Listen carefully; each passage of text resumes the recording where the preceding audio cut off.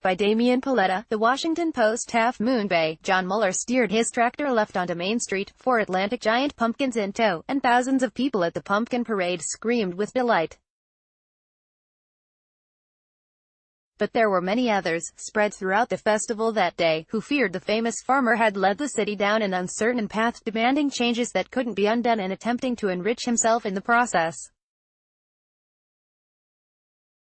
They are determined to stop Farmer John, even if it means putting him, and his pumpkin patch, out of business. Interested in more coverage of the California marijuana industry? Head to thecalifornian.com or subscribe to the Californian newsletter to get cannabis-related news, features and more. On November 6, residents of this small, coastal city will vote on whether Mueller, 72, can use a section of his 21-acre farm to grow thousands of young marijuana plants. Mueller and his wife, Ida, said they need this revenue to save their property, Daylight Farms. If voters don't approve Measure GG, the Muellers could be forced to sell everything before next year's harvest. If that doesn't pass, there won't be a pumpkin farm, Ida Mueller told critics at a recent city council meeting, muttering under her breath, "Put that in your pipe and smoke it, U.S." Farmers last year harvested 2 billion pounds of pumpkins, many of which were later carved into spooky or silly faces for Halloween. The economics behind these jack-o'-lanterns can be as messy as their donkey guts, though, with everything hanging on 6 weeks of sales. But these and other iconic American holiday symbols exist in an often overlooked economy with hidden pressures and pain. For California farmers, many struggling like the Muellers, the state's legalization of marijuana has offered the prospect of raising a lucrative crop that could keep them on their land. They must first win the approval of their communities, and the debate dividing Half Moon Bay has also paralyzed other parts of the state. Mueller listens as his wife, Ida, reads a text at their dinner table. The farm has been in their family since the 1950s. Washington Post photo by Ricky Cariotti. Local governments, particularly in remote rural areas, are deciding whether cannabis should be treated like any other crop or banned, out of concern that it could lead to crime and other unwanted social change. Calaveras County, for instance, allowed the cultivation of cannabis, collecting millions of dollars of taxes, only to backtrack. Now growers are suing. Here in Half Moon Bay, 130 miles west, John Mueller's plans are straining the entire city, pitting neighbor against neighbor, past against future. The choice is about more than farming and economics, reaching into the community's sense of values. Voters must decide whether to welcome commercial cannabis inside their community and help the farm, or stand firm against marijuana and possibly smash the Muellers' pumpkin business. In a city that calls itself the world pumpkin capital, losing the Muellers' gourds could be a devastating turn of events. Their iconic roadside plot draws wealthy visitors from San Francisco and Silicon Valley for more than a month each autumn. And the Muellers are the only local farmers who have shown the ability to raise Atlantic giants, pumpkins that can gain 40 pounds each day and grow to the size of small cars. These orange boulders give the city a connection to its agricultural past, something many residents are scrambling to protect. Some competitors have boosted revenue by adding haunted houses, hayrides, and corn mazes to their farms, but the Muellers have eschewed such agritourism, describing themselves as purists.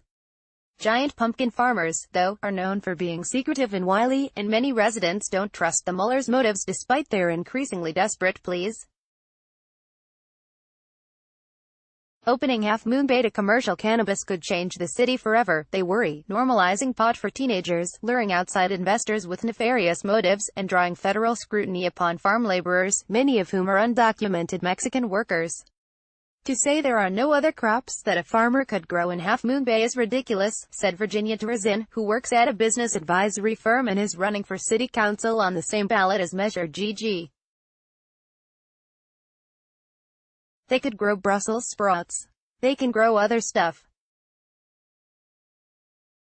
Everybody thinks cannabis is a cure-all and a panacea, but I've read tons of research that highlights tons of negative implications for the community, for crime, for youth and for the stench. John Mueller whacks past some of his heftier pumpkins to feed his chickens. Washington Post photo by Ricky Cariotti. Our little bodies are slowing down a bit. Ida's father, Al Adraveno, purchased Daylight Farms in the 1950s, growing flowers for buyers in San Francisco, just 30 miles away. He built glass greenhouses to protect some of the plants, a decision that is central to November's vote. His daughter Ida married John, a Vietnam War veteran, in 1969, and they went to work in the family flower business. Adraveno served 3 terms on the city council and 4 years as mayor. During one of those stints, Adraveno challenged the leaders of another pumpkin town, Circleville, Ohio, to a weigh-off. The California community put up the biggest plant, and it has proclaimed its pumpkin dominance ever since. The family's flower business relied on the San Francisco market, and they lost roughly 25% of their customers by the mid-1990s because of the AIDS crisis. California flower growers were also becoming crowded out by foreign competition. In the late 1990s, the Muellers pivoted to pumpkins as a way to save their farm. This quickly made them local legends, in part because the Muellers moved in when others were moving out. The Muellers grow dozens of pumpkin varieties and take part in a festival that draws thousands of tourists to their small community each year. Washington Post photo by Ricky Cariotti. In 2008, San Mateo County growers raised pumpkins on 263 acres. 2017, pumpkins grew on just 167 acres. There were fewer pumpkin farms but still plenty of buyers, particularly each October during Half Moon Bay's art. Pumpkins, which local farmers call pumpkins, are difficult to grow profitably on a small farm. They must be farmed on different plots every 2 to 3 years, or they can become diseased. Seeds are planted after Mother's Day in May, and harvest comes 4 or 5 months later. Buyers typically want pumpkins only during a 6-week stretch leading up to Halloween. That puts enormous pressure on growers to cash in during a small window. The Muellers grow 60 varieties of pumpkins, gourds and squash, including Cinderellas, Fairy Tales and Tondapodanas. They plant 80,000 seeds each spring, and each seed can produce up to 4 pumpkins. Harvest takes 1 month, and then the pumpkins are sold at a plot called Farmer John's Pumpkins on the Pacific Coast Highway, where visitors can see the ocean peeking across the crest of trees. The affable and always moving John Mueller chats with customers Marcus Merlino Trin, Center, and husband Alan Trin as they hold their twins, Luca and Nico. Washington Post photo by Ricky Cariotti. Mueller has always been more than just a farmer, though. In 2008, he served his first of 2 terms as mayor, helping steer the beleaguered city away from bankruptcy. He also served in other local government posts and advised the U.S. Agriculture Department during the Reagan administration. At his pumpkin patch, he's a dusty blur, working as greeter, cashier, wheelbarrow pusher and parking director. He's 5.5 feet tall and wears a deep tan on his face from farm work. On a recent Friday, he was constantly in motion, sporting torn green coveralls and a sweat-stained hat, hugging visitors and pulling wagons and directing people to a teepee past the hay bales. He looked at times joyful and at times exhausted, saying he had been up at 4 a.m. discussing the farm's future with Ida. The Muellers still care for Adraveno, now 95, and his wife, who is 90. Family estate is dwindling. We'll have to make some very, very life-altering decisions, he said. We worked hard all our lives, but our little bodies are slowing down a bit. A lifelong Republican, John Mueller voted against the statewide measure in 2016 that legalized the recreational use of marijuana by adults. He was an outlier in Half Moon Bay, where 69% of voters backed it. Hollister said he plans to spend millions to refurbish the greenhouses, and he has called the Mueller's opponents hypocrites and fear-mongers. Washington Post photo by Ricky Cariotti. Shortly after that vote, Mueller was approached by Eric Hollister, a chef and acquaintance from the local farmers market. Hollister wanted to refurbish the Mueller's dilapidated greenhouses, grow cannabis, starts, young, non-flowered plants, and market the products to individual consumers and other commercial growers. The Muellers were strapped for cash. Healthcare for Ida's mother was nearing $10,000 a month. Hollister said he planned to pay the Muellers nearly $1 million a year in rental fees and spend around $3 million rehabbing the greenhouses, which they would still own.